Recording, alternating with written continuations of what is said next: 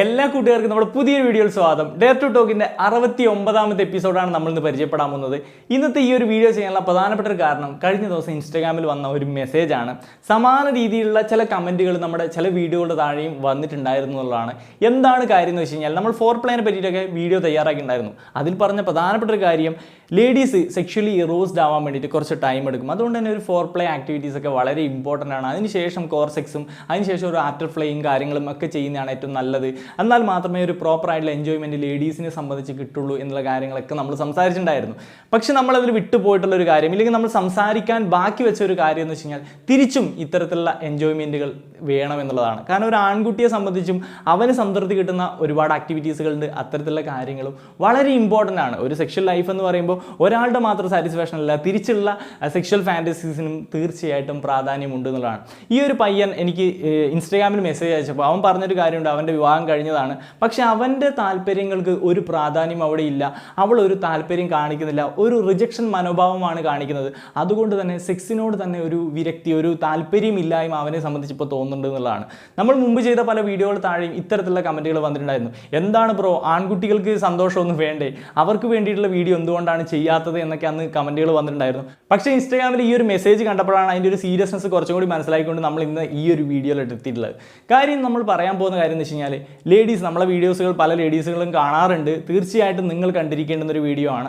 കാര്യം എന്താണെന്ന് വെച്ച് കഴിഞ്ഞാൽ, നിങ്ങൾ ആൺകുട്ടികൾക്കും ഇത്തരത്തിൽ പല ആക്ടിവിറ്റീസുകളും ചെയ്യേണ്ടതുണ്ട്, അവരെയും സംതൃപ്തിയിലേക്ക് എത്തിക്കേണ്ടതുണ്ട്. അല്ലാത്ത പക്ഷേ അതൊരു പ്രശ്നം തന്നെയാണ്. കാരണം ആ ഒരു ദാമ്പത്യ ജീവിതത്തിൽ സെക്ഷൽ ലൈഫിന് അതിൻ്റേതായ ഇമ്പോർട്ടൻസ് ഉണ്ട്. അത് അതിൻ്റെ ഒരു പൂർത്തീകരണത്തിലൂടെ എത്തില്ല എന്നുള്ളത് തന്നെയാണ്. കാരണം അവൻ്റെയും സാറ്റിസ്ഫാക്ഷൻ അവിടെ പ്രാധാന്യമുണ്ട്, അവളുടെയും സാറ്റിസ്ഫാക്ഷൻ അവിടെ പ്രാധാന്യം ഉണ്ട് എന്നുള്ളതാണ്. സോ ഇതെങ്ങനെ സാധിക്കും എന്ന് വെച്ച് കഴിഞ്ഞാൽ, അതിൽ ഏറ്റവും ഇമ്പോർട്ടൻ്റ് ആയിട്ട് പറയാനുള്ള ഒരു പോയിന്റ് എന്ന് വെച്ച് കഴിഞ്ഞാൽ കമ്മ്യൂണിക്കേഷൻ തന്നെയാണ്. ലാക്ക് ഓഫ് കമ്മ്യൂണിക്കേഷൻ, ആ ഒരു സംസാരവും കാര്യങ്ങളും അവർക്കിടയിൽ ഈ ഒരു കമ്മ്യൂണിക്കേഷൻ ഇല്ലായ്മയാണ് ഏറ്റവും പ്രധാനപ്പെട്ട ഒരു പ്രശ്നം എന്നുള്ളത്. കാരണം എന്താണ് തനിക്കിഷ്ടം എന്നുള്ളത് അങ്ങോട്ടും ഇങ്ങോട്ടും കൺവേ ചെയ്യേണ്ടതുണ്ട്. അങ്ങനെ ഓരോ ഈച്ച് ആൻഡ് എവരി പോയിന്റുകൾ കൺവേ ചെയ്യുമ്പോഴാണ് അവിടെ ഹാപ്പി ആയിട്ടുള്ള ഒരു ലൈഫും കാര്യങ്ങളും ഉണ്ടാകുന്നത്. നമ്മൾ മുമ്പ് പല വീഡിയോകളിലും പറഞ്ഞിട്ടുണ്ട്, ഈ ഒരു കമ്മ്യൂണിക്കേഷൻ ഇല്ലായ്മ വളരെയധികം പ്രശ്നമാണെന്നുള്ളതാണ്. എന്ത് ടൈപ്പ് ഓഫ് സെക്സ് പൊസിഷനാണ് തനിക്കിഷ്ടം? എന്നോട് ഒരു സുഹൃത്തൊന്ന് ചോദിച്ചാണ് എന്ത് സെക്സ് പൊസിഷൻ ആയിരിക്കും പെൺകുട്ടികൾ ഇഷ്ടപ്പെടുന്നത്. കാരണം ഓരോ ആൾക്കും പലതരത്തിലുള്ള താല്പര്യങ്ങളുണ്ടാവും. സോ അത് അവർക്കിടയിലുള്ള കമ്മ്യൂണിക്കേഷൻ, ആ ഒരു പാർട്ട്നേഴ്സിൻ്റെ ഇടയിലുള്ള കമ്മ്യൂണിക്കേഷനാണ് ഏറ്റവും ഇമ്പോർട്ടൻ്റ് ആയിട്ടുള്ള കാര്യം. ഇപ്പോൾ സെക്സ് ചെയ്യുകയാണെന്നുണ്ടെങ്കിൽ അതിൽ സാറ്റിസ്ഫാക്ഷൻ തോന്നുന്ന ചില പോയിന്റുകൾ ഉണ്ടാവും, ചിലപ്പോൾ ചില എന്താ പറയുക സെക്സ്വൽ പൊസിഷൻസ് ഉണ്ടാവും. ഇങ്ങനെയുള്ള കാര്യങ്ങൾ ചിലപ്പോൾ ലേഡീസിനെ സംബന്ധിച്ച് അവർക്ക് മനസ്സിലാവുന്നുണ്ടാവും. പക്ഷേ അവരിത് കൺവേ ചെയ്യില്ല. കൺവേ ചെയ്യേണ്ടതുണ്ട്. അവിടെ അത് കൺവേ ചെയ്യുമ്പോൾ അത് ആ ഒരു പുരുഷനെ സംബന്ധിച്ച് കുറച്ചുകൂടി സന്തോഷം നൽകുകയേ ചെയ്യത്തുള്ളൂ. അത് കൂടുതൽ എൻജോയ്മെൻറ്റോട് കൂടിയിട്ട് വീണ്ടും സെക്സ് ചെയ്യാൻ ഹെൽപ്ഫുൾ ആവുകയും ചെയ്യും. അപ്പോൾ ഈ ഒരു കമ്മ്യൂണിക്കേഷൻ വളരെ വളരെ ഇമ്പോർട്ടൻ്റ് ആണെന്നുള്ളതാണ്. ഇങ്ങനെ ഓരോ കമ്മ്യൂണിക്കേഷൻ നടത്തുമ്പോഴും തീർച്ചയായിട്ടും അവിടെ ഒരു ഹാപ്പി ലൈഫും ഹാപ്പി ആയിട്ടുള്ള ഒരു സെക്സും സെക്ഷൽ എക്സ്പീരിയൻസും ഉണ്ടാവും. ആൺകുട്ടിയെ സംബന്ധിച്ചും ഇത്തരത്തിലുള്ള താല്പര്യങ്ങൾ ഉണ്ട് എന്ന് ഞാൻ പറഞ്ഞു. പലപ്പോഴും എന്താ സംഭവിക്കുന്നത്, ആൺകുട്ടി ഫോർ പ്ലേ ചെയ്യുന്നു, അതിനുശേഷം നേരെ കോർ സെക്സിലോട്ട് പോകുന്നു, അവൻ ഐജാക്കുലേറ്റ് ചെയ്യുമ്പോൾ ഒരു സന്തോഷം കാര്യങ്ങളൊക്കെ കിട്ടുന്നു. പക്ഷേ ഇത് റിപ്പീറ്റഡ് ആയിട്ട് കുറേ തവണ ചെയ്യുമ്പോൾ അവനും വ്യത്യസ്തമായിട്ട്, ഇല്ലെങ്കിൽ ഒരു ഫോർ പ്ലേയും കാര്യങ്ങളൊക്കെ ഒരു ആൺകുട്ടിയും ആഗ്രഹിക്കുന്നുണ്ട് എന്നുള്ളതാണ്. അവിടെ ഫോർ പ്ലേ എന്ന് പറയുമ്പോൾ കിസ്സിങ് ആവാം, ഹഗ്ഗിങ് ആവാം, ബോഡിയിലെ പല പാർട്ടിലെ കിസ്സിങ് ആവാം, ഇല്ലെങ്കിൽ ഓറൽ സെക്സ് ആവാം, തിരിച്ചിങ്ങോട്ട് ഓറൽ സെക്സിൻ്റെ കാര്യമെല്ലാം പറഞ്ഞില്ലേ, അങ്ങനെയുള്ള കാര്യങ്ങളൊക്കെ ആവാം. സോ ഇത് അണ്ടർസ്റ്റാൻഡ് ചെയ്തിട്ട് എന്താണ് ആ ഒരു ആൺകുട്ടി ആഗ്രഹിക്കുന്നത് എന്നുള്ളത് കമ്മ്യൂണിക്കേഷനിലൂടെ പെൺകുട്ടി മനസ്സിലാക്കേണ്ടതുണ്ട്. പണ്ട് കാലത്തൊക്കെ ചിലപ്പോൾ ആൺകുട്ടിയായിരിക്കാം സെക്സ് ഇനീഷ്യേറ്റ് ചെയ്യണം എന്ന രീതിയിൽ തിങ്ക് ചെയ്യുന്നത്. പക്ഷേ കാലം മാറിയിട്ടുണ്ട്. ഇത് 2021 ആയിട്ടുണ്ട്, കാര്യങ്ങൾ മാറിയിട്ടുണ്ട്. തീർച്ചയായിട്ടും ഒരു സെക്ഷൽ ലൈഫ് ഇല്ലെങ്കിൽ പാർട്ണർഷിപ്പിൽ എന്ന് പറയുന്നത് അവിടെ ഒരാൾ 70% അല്ലെങ്കിൽ 80% അയാളുടെ റോളാണ്, ബാക്കിയുള്ള 20% തനിക്കുള്ളൂ എന്നുള്ളതല്ല. ഇവിടെ ശരിക്കും 50-50 ആണ്. ആ രണ്ട് 50കളും ചേരുമ്പോഴാണ് 100% ആവുന്നത്. സോ അവിടെ രണ്ടു പേർക്കും തുല്യ പ്രാധാന്യം ഉള്ളത്. അതുകൊണ്ട് പ്രോപ്പറായിട്ടുള്ള കമ്മ്യൂണിക്കേഷൻ മെയിൻറ്റെയിൻ ചെയ്തുകൊണ്ട് എന്താണ് അങ്ങോട്ടും ഇങ്ങോട്ടും ഇഷ്ടപ്പെടുന്ന കാര്യങ്ങളെന്ന് മനസ്സിലാക്കിക്കൊണ്ട് കാര്യങ്ങൾ നിർവഹിക്കേണ്ടതുണ്ട് എന്നുള്ളതാണ്. സോ ഫോർ പ്ലേ അങ്ങോട്ടും ചെയ്ത് കൊടുക്കേണ്ടതുണ്ട്, ഇങ്ങോട്ടും ചെയ്ത് കൊടുക്കേണ്ടതുണ്ട് എന്നുള്ള കാര്യമാണ് നിങ്ങൾ അണ്ടർസ്റ്റാൻഡ് ചെയ്യേണ്ടത്. ആ ഒരു പയ്യൻ പറഞ്ഞ വിഷമത്തോടുകൂടി പറഞ്ഞത് അതാണ്. അവൻ ആഗ്രഹിക്കുന്ന കുറേ സെക്യുവൽ സിമ്പിളായിട്ടുള്ള കാര്യങ്ങളുണ്ട്, പക്ഷേ അവൾക്കത് ചെയ്യണമെന്നോ അത് കൺവേ ചെയ്യണമെന്നോ എന്നുള്ള ഒരു ഇതുമില്ല, ഒരു ആറ്റിറ്റ്യൂഡും ഇല്ല. അത് അവനെ വല്ലാണ്ട് വേദനിപ്പിക്കുന്നത്, സെക്സിനോട് താല്പര്യം തന്നെ നഷ്ടപ്പെടുത്തുന്നു എന്ന് പറയുന്നുണ്ട്. ഇത് പലരെ സംബന്ധിച്ചും അവരുടെ ലൈഫിൽ ഇത്തരം പ്രശ്നങ്ങളൊക്കെ നേരിടുന്നുണ്ടാവും എന്നുള്ളതാണ് നമുക്ക് മനസ്സിലാക്കാൻ സാധിച്ചത്. അതുകൊണ്ടാണ് നമ്മൾ ഈ ഒരു വീഡിയോ ചെയ്യാൻ തന്നെ കാരണം. മറ്റൊരു ഇമ്പോർട്ടൻ്റ് ആയിട്ട് പറയാനുള്ളൊരു പോയിന്റ് എന്ന് വെച്ച് കഴിഞ്ഞാൽ, നോ പറയുക, റിജക്റ്റ് ചെയ്യുക എന്നുള്ളത്. കാരണം ആൺകുട്ടി ഇത് ഇനീഷ്യേറ്റ് ചെയ്ത് വരുന്ന സമയത്ത് നോ പറയുന്നത് വളരെയധികം ഒരു ഡിസ്കംഫർട്ട് ഉറപ്പായിട്ടും ഉണ്ടാക്കുന്ന ഒരു കാര്യം തന്നെയാണ്.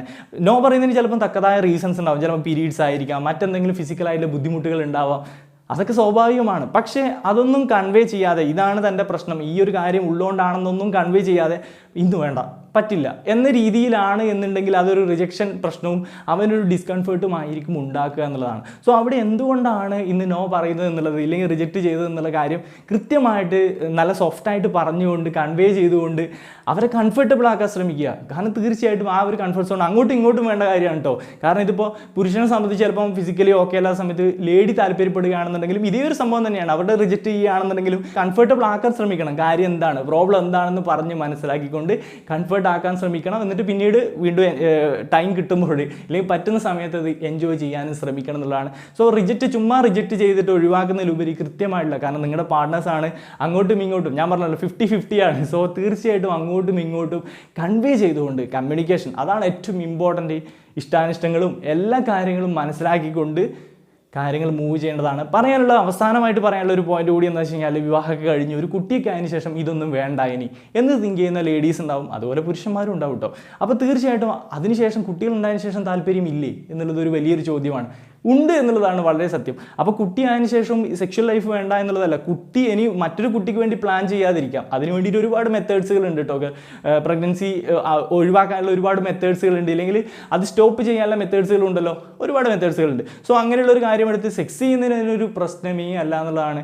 സോ ആ ഒരു സെക്സ് എന്ന് പറയുന്നത് ലൈഫിൽ തന്നെ ഒരു ഇൻറ്റിമസി, ആ ഒരു റിലേഷൻഷിപ്പിൽ ബോണ്ടിങ് കാര്യങ്ങളൊക്കെ ഇമ്പ്രൂവ് ചെയ്യുന്ന കാര്യമാണ്. സോ അതുകൊണ്ട് കുട്ടിയായി എന്ന് കരുതിയിട്ട് പിന്നീട് അത് വേണ്ട എന്നുള്ളത് മണ്ടത്തരമാണ്.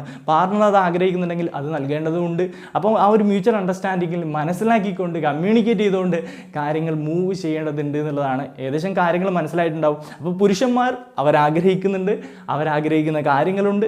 സോ അവർക്കും ഫോർ പ്ലേ ആവശ്യമുണ്ട്. സ്ത്രീകളുടെ കേസിൽ ഫോർ പ്ലേക്ക് കുറച്ചുകൂടി അധികം ഇമ്പോർട്ടൻസ് ഉണ്ട്. കാരണം അവർ സെക്ഷലി ഇറോസ്ഡ് ആവണമെന്നുണ്ടെങ്കിൽ ഫോർ പ്ലേ വളരെ ഇമ്പോർട്ടൻ്റ് ആണ്. എന്നാൽ മാത്രമേ ആ ഒരു കോർ സെക്സിലെങ്കിലും ഇല്ലെങ്കിൽ ഒരു ആഫ്റ്റർ പ്ലേയിലെങ്കിലും എൻജോയ്മെൻറ്റ് കിട്ടണമെങ്കിൽ ഈ ഒരു പ്രോസസ്സിലൂടെ ഇങ്ങനെ സഞ്ചരിച്ചാൽ മാത്രമേ സാധിക്കത്തുള്ളൂ. എങ്കിലും അങ്ങോട്ടും ഇങ്ങോട്ടും ഈ ഒരു കാര്യങ്ങളെല്ലാം വേണമെന്നുള്ളത് ഓർമ്മപ്പെടുത്തുകയാണ് ഈ വീഡിയോയിലൂടെ. എന്തായാലും കാര്യങ്ങൾ നമ്മളെ ഈ വീഡിയോയുടെ അന്തസത്ത മനസ്സിലായിട്ടുണ്ടാവും എന്നാണ് ഞാൻ വിശ്വസിക്കുന്നത്. നിങ്ങൾക്ക് നല്ലൊരു അറിവായി തോന്നുന്നുണ്ടെങ്കിൽ തീർച്ചയായിട്ടും ഷെയർ ചെയ്യുക, ലൈക്ക് ചെയ്യുക, അതുപോലെ വലിയൊരു അഭിപ്രായങ്ങൾ രേഖപ്പെടുത്താൻ ശ്രമിക്കുക. എന്തെങ്കിലും തരത്തിലുള്ള ടോപ്പിക് ഐഡിയാസ് ഉണ്ടെങ്കിൽ കമൻറ്റ് ബോക്സ് അവിടെ ഫ്രീ ആണ്, തീർച്ചയായിട്ടും കമൻറ്റുകളായിട്ട് രേഖപ്പെടുത്താൻ ശ്രമിക്കുക. വീഡിയോ പറ്റിയുള്ള അഭിപ്രായങ്ങളൊക്കെ കമൻറ്റ് ചെയ്യാൻ ശ്രമിക്കുക. അതുപോലെ ഇൻസ്റ്റാഗ്രാമിലൂടെ ഫോളോ ചെയ്തേക്കുക, ഫേസ്ബുക്കിലും ഫോളോ ചെയ്തേക്കുക. നിതിൻ്റെ നിരപ്പേൽ എന്നുള്ളതാണ്. അവിടെയും നമ്മൾ വീഡിയോസുകൾ അപ്ലോഡ് ചെയ്യുന്നുണ്ട്.